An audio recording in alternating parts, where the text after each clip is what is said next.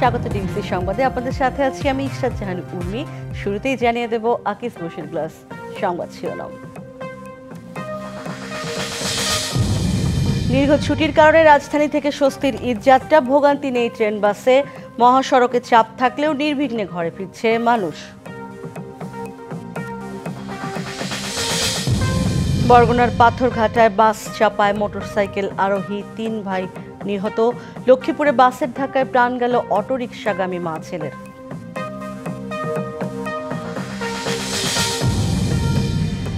দেশ গঠনের দায়িত্বে দারিদ্র্য বিমোচনকেই মূল লক্ষ্যে রাখছেন ডক্টর ইউনূস। পিকিং বিশ্ববিদ্যালয় থেকে গ্রহণ করলেন সম্মানসূচক ডক্টরেট ডিগ্রি।